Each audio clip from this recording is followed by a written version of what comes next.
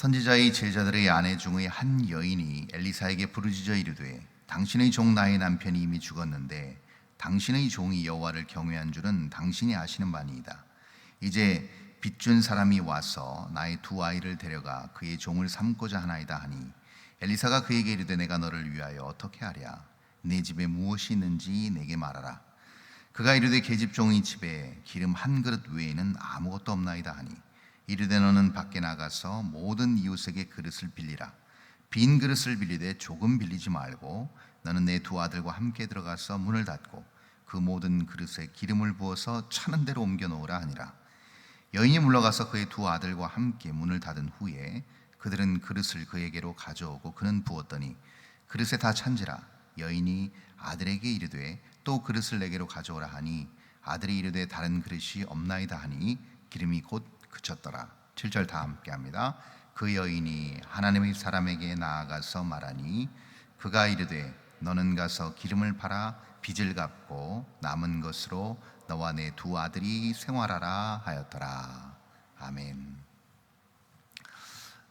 열왕기서에서 특별히 왕의 역사, 왕들의 행적을 기록한 이 열왕기서에서 이제 4장부터는 어떤 이야기들이 나오는가? 왕들의 이야기가 아닌 일반 서민들의 이야기가 나옵니다. 그리고 엘리야의 뒤를 이어 하나님의 사역을 이어나갔던 엘리사의 사역을 중심으로 해서 이제 4장부터 일반 평범한 사람들의 놀라운 하나님의 은혜의 역사, 또 기적의 역사의 체험과 또 그들이 어떻게 이 하나님의 놀라운 기적의 역사 속에서 또 영적으로, 경제적으로 또 여러 정황 가운데 힘든 생활을 이어가는데 큰 위로를 받았는지 우리가 또 이 4장부터 살펴보도록 하겠습니다. 1절에 보니까 이렇게 나타나 있습니다. 선지자의 제자들의 아내 중의 한 여인. 그러니까 요즘 말로 우리가 따지면 이것은 사역자가 되겠죠. 특별히 하나님의 특별한 부르심을 받은 하나님의 사람들의 한 그룹에 속한 그런 사람이었고, 남편은 그런 사람이었고, 특별히 엘리사와 관계가 있었던 것 같습니다. 엘리사는 이 열왕기서에 보면 그 후배들, 영적으로 선지자의 사역을 이어나갈 수 있는 후배들을 양성하는 그런 또 사역을 했습니다. 왜냐하면 본인이 그렇게 하나님 앞에 부름받아서 엘리야로부터 어떤 영적인 권능과 또 예언하는 능력, 이런 것들을 물론 하나님께서 주셨지만 그것을 엘리야를 통해서 많이 배웠기 때문에 엘리사 역시도 그렇게 후배들을 양성하는 일을 했음을 우리는 알 수가 있습니다. 역시 마찬가지로 그들 중 하나였던 것 같습니다. 그런데 이미 죽었다라고 표현되어 있습니다. 보니까 나의 남편이 이미 죽었는데 당신의 종이 여호와를 경외한 줄은 당신이 아시는 바니이다. 하나님을 신실하게 사랑하고 하나님을 경외했던 그러한 선지 생도 중에 한 사람이었던 것 같습니다. 그래서 엘리사에게 이렇게 지금 그 고인된 남편을 먼저 떠나보내고 생계를 이어가고 있던 미망인이었던 이 여인은 엘리사를 찾아가게 된 것이죠. 근데 이제 문제가 생겼는 게 뭐냐면, 이제 빚준 사람이 와서 나의 두 아이를 데려다가 그의 종을 삼고자 하나이다. 이걸로 봐서 굉장히 경제적으로 어려움에 봉착한 것을 알 수가 있습니다. 그리고 아이가 아들이 둘이 있었음에도 불구하고 그 아들이 장성하지 않은 아직 미숙한 아들이었음을 알 수가 있는 것이, 그 당시에는 남자 성인이 어떻게든 일을 해서 가정의 생계를 꾸려나가고 이어나갈 수 있었음에도 불구하고 그러지 못했던, 아들이 둘씩이나 있었음에도 그러지 못했다는 것은 이 아이들이 아직은 무엇인가 경제활동을 할 만한 나이가 아니었음을 우리는 의뢰에 짐작할 수 있는 것이죠. 그리고 또 하나 중요한 사실이 하나 있습니다. 지금 돈을 꾸어준 사람이 이 돈을 상환하지 못하는, 이 미망인 돈을 상환하지 못하는 상황이 이렇게 되자 결국은 이 두 아들을 종으로 삼으려고 하는 그런 상황까지 이르렀다는 겁니다. 여러분, 이것은 잘못된 것이 아닙니다. 그 당시 구약의 이스라엘 백성들에게 널리 이들이 사회적으로 이러한 부분들을 이행했다는 것입니다. 이것이 왜냐하면 모세 율법에서부터 유래했기 때문입니다. 모세 율법은 철저하게 이렇게 규정하고 있습니다. 돈을 빌려서 꾸어서 썼는데 그것을 갚지 못하는 경우에는 결국은 그 아들과 가족이나 그 누군가를 종으로 삼을 수 있게끔 되어 있습니다. 그래서 6년 동안, 그래서 7년이 되는 그 전해 6년까지 종으로 삼도록 되어 있고, 그 빚진 모든 것들을 일하면서, 무상으로 일하면서 다 갚도록 되어 있었습니다. 그러니까 지금 율법적으로도 사회 정황적으로도 전혀 지금 문제가 되지 않는 상황에 지금 놓이게 된 것입니다. 쉽게 말해서 지금 외통수에 걸려든 것이죠. 그래서 아무리 애쓰고 수고하고 노력을 해봐도 어떤 기근이 찾아오고 흉년이 찾아와서 도저히 생계를 꾸려나갈 수 없는 상황에 되었고, 또 율법적으로도 따졌을 때 열심히 신앙생활하고 열심히 하나님 앞에 나아가는 신실한 예배자고 또 하나님을 경외하는 사람이었지만 결국은 율법대로 처벌을 받을 수밖에 없는 상황에 놓이게 됐다는 겁니다. 이것을 봤을 때 정말 답답한 상황인 거죠. 나름 신앙생활 열심히 하고 최선을 다하고 하나님 앞에 간구하고 부르짖었지만 아무런 길도 열리지 않는 막막한 상황이 있다라는 겁니다. 이것을 통해서 우리가 알 수가 있는 게 무엇인가 하면, 하나님을 사랑하고 하나님을 경외하고 하나님을 신실하게 신뢰하는 자들조차도 기근과 재난과 아픔과 고통은 절대 피해가지 않는다는 겁니다. 누구나 다 맞닥뜨릴 수밖에 없는 현실의 상황을 우리는 지금 열왕기하 4장에서 우리는 지켜보고 있는 것이죠. 이 선지생도였던 고인이 신실하게 하나님을 경외하고 섬겼던 만큼 이 가족들 역시 하나님을 경외하고 하나님을 예배하는 신실한 하나님의 권속들 아니었겠습니까? 그런데 이러한 일을 당했다는 것이죠. 여러분 생각해 보십시오. 그 당시 분명한 사실은 무엇이냐면 큰 기근과 또 경제적 어려움이 왔지만 돈을 구워줄 수 있는 여유가 있는 사람들이 존재했다는 겁니다.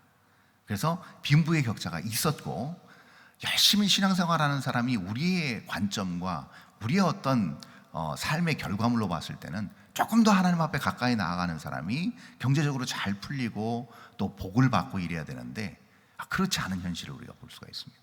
만약에 이 빚으로 구워줬던 사람이 어떻게 보면 또 다른 어떤 여러 선지생도를 배출한 어떤 믿음의 명문 가문이었다, 이러면 또 얘기가 달라지지만 그러한 기록은 찾아볼 수가 없습니다. 오히려 반대로 그렇지 않을 확률이 더 많습니다. 그래서 하나님을 대충 섬기고 하나님을 그냥 대충 경외하는 사람이 오히려 더 경제적으로 윤택한 삶을 살 수도 있는 것이 복잡 미묘한 이 세상의 현실 세계라는 것이죠. 이런 막막한 상황 속에서 이제 엘리사를 찾아갔을 때 엘리사의 대답이 2절에 나타나 있습니다.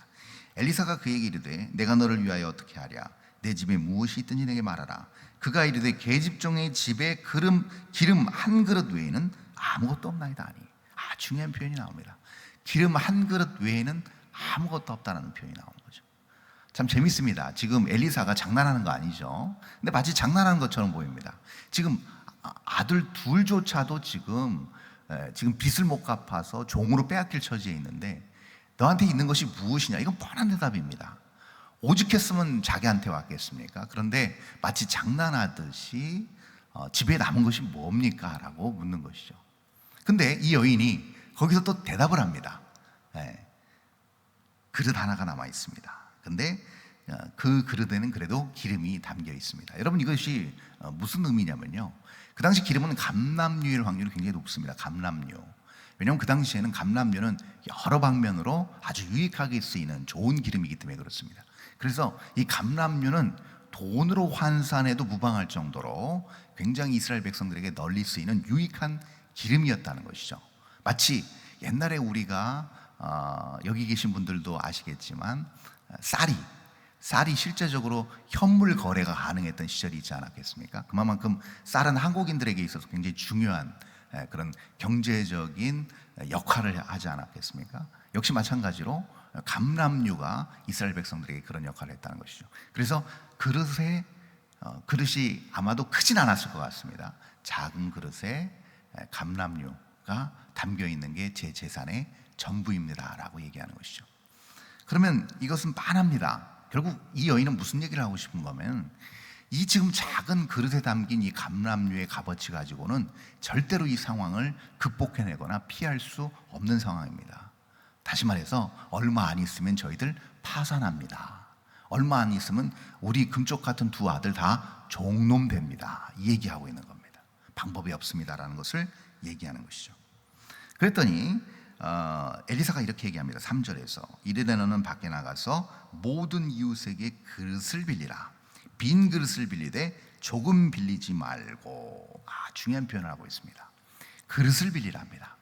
여러분, 우리는 결과를 압니다. 그런데 엘리사가 중요한 말을 하고 있습니다. 이웃에게 가서 그릇을 빌리라고 얘기하는 것이죠. 자, 그럼 여기서 우리가 하나 중요한 걸 발견하게 됩니다. 만약에 그릇을 빌리지 말고 그냥 너 있는 그릇을 갖다가 계속 다른 것을 계속 부어, 그러면 아마 하나님께서 계속 그 그릇에 기름을 채워주실 거야 라고 하지 않고 모든 집집마다 돌아다니면서 빈 그릇을 가져오라고 얘기합니다. 이것이 아주 중요합니다. 이것에서 아주 중요한 우리는 성경적 원리, 영적 원리를 발견할 수가 있는 것이죠.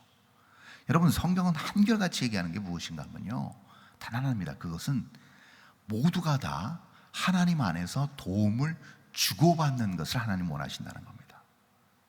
유무상통으로 내 것이라고 챙기지 않고 네 것 네 것이라고 경계를 긋지 않고 서로가 도움을 줄 수 있으면 언제든지 무상으로 도움을 주고, 또 내가 염치가 없지만 도움을 받을 환경이 되면 그 누구도 아낌없이 자기의 것을 나눌 수 있는 환경을 성경은 표방하고 있습니다. 그것이 교회 안에서, 초대교회 안에서 일어났던 유무상통의 현장이었습니다. 성경은 한결같이 이것을 강조하고 있는 것이죠. 그래서 내 것을 가지고 있다고 해서 더 나의 무엇인가를 쌓아놓는 것, 여러분, 만약을 대비해서 필요하겠죠. 그러나 첫 번째 원리는 무엇인가? 성경은 베푸는 겁니다. 가난한 사람, 가난한 이웃들에게 다 나눠주는 것이고, 서로가 서로의 어떤 헌신과 서로의 노력을 통해서 나만 잘 먹고 잘 사는 것이 아니라 모두가 다 동등하게 잘 입고 잘 먹고 잘 사는 것이 성경적 세계관입니다. 그래서 지금 엘리사는 무엇을 명령하고 있냐면 이웃들에게 문을 두드려서 빈 그릇을 가져오라는 겁니다. 그 얘기는 무슨 얘기냐면 여러분, 이겁니다. 이웃들이 그들에게 그 가난한 동네, 그 가난한 집에 그릇을 빌려준다는 게 여러분 쉬울 것 같습니까? 여러분, 요즘 같은 삭막하고 이기적인 사회에서 여러분 그거 쉽지 않습니다. 그렇죠? 우리가 큰 아파트 건물 안에 살아도 엘리베이터에서 이웃을 마주쳐도 인사 한번 건네기 힘든 이런 삭막한 세상 속에서 여러분, 문을 두드려서 그릇 좀 빌려주세요 라고 했을 때 여러분 쉽게 내어줄 수 있는 환경이 아닐 수 있다, 이 말인 거죠. 여러분, 넉넉한 데서 좋은 것이 나고 넉넉한 데서 인심이 난다고 하는데, 여러분 지금 환경은요 굉장히 기근이 심한 환경입니다. 그럴 때일수록 더 사람의 마음은 다치는 법인 거죠. 근데 그릇을 내어준다는 것 자체가 사실 어떻게 보면 그 이웃을 도와주고자 하는 마음이 없이는 사실 쉽지 않은 행동이라는 겁니다. 근데 이것을 엘리사가 요구했고, 문을 두드려서 아들들이 전부 동네방네 돌아다니면서 그릇을 보았을 때 그래도 많은 사람들이 도와줬음을 알 수가 있습니다. 물론 거기서 그것을 원하지 않았던 사람들도 있었겠죠. 저리 가, 그릇 없어 하고 문전박대를 당했을 수도 있겠지만, 그래도 오늘 본문에서 보면 그릇들을 계속 이웃들이 제공했다는 것을 알 수가 있습니다. 성경은 그래서 항상 얘기합니다. 절대 혼자서가 아닌 더불어서 사는 사회, 더불어서 이루는 공동체라는 겁니다.